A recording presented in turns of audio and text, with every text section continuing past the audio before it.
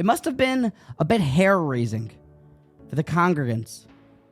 Until that morning when they heard Yosef Hatzaddik up on the bima, when the Gabbai said, V'karei shemo b'Yisrael, Yosef, what are you going to call your eldest child, your Bachar? And Yosef said, Menashe, which means forgetful in English. Ki nashani Elokim, for God has made me forget. So I call my son forgetful, Menashe. A bit odd. Interesting choice of name. And the Torah points out to us that the blessing that Yosef saw in the forgetfulness as to why he named his child Menashe is because God made him forget all the tough times. Ki nashani Elokim es kol amoli. God has made me forget all the suffering, that his brothers sold him away, that he was abandoned at such a young age, left for dead inside of a creepy dark pit of snakes and scorpions. If Yosef was to bear a grudge, to tarry over his past, to harp on all of his previous struggles, don't you imagine it would have been really hard for him to become who he was? And this is all pointed out by the great Rav Yisrael Salanter, the importance and the blessing of being able to forget. For everyone has at least 1 to 2 memories that they wish they could forget.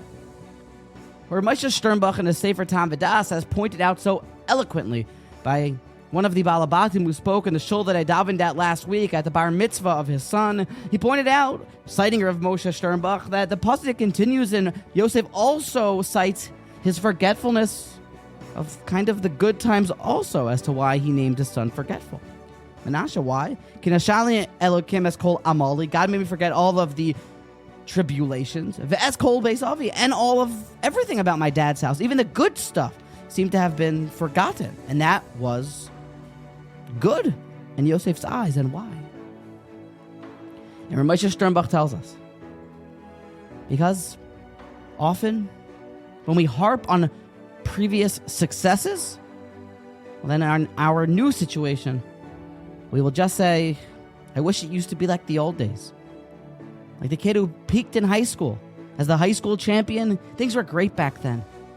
And dwelling on the past and even in previous successes will open up the drain of our bathtub of energy and have it twirl down out because we just wish that things used to be the way that they were.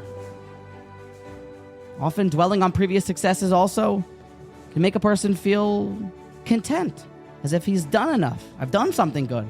Why do I need to keep growing? You become complacent. So it's an ultimate bracha to forget the previous struggles, but also Veskol Beis Avi, all of the good times. Because while it was great to learn with my dad in peace and tranquility, just me and Yaakov Avinu as the beloved youngest son,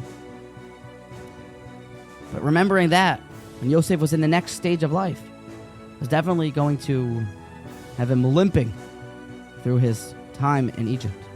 So, try to live in the moment, live in the present.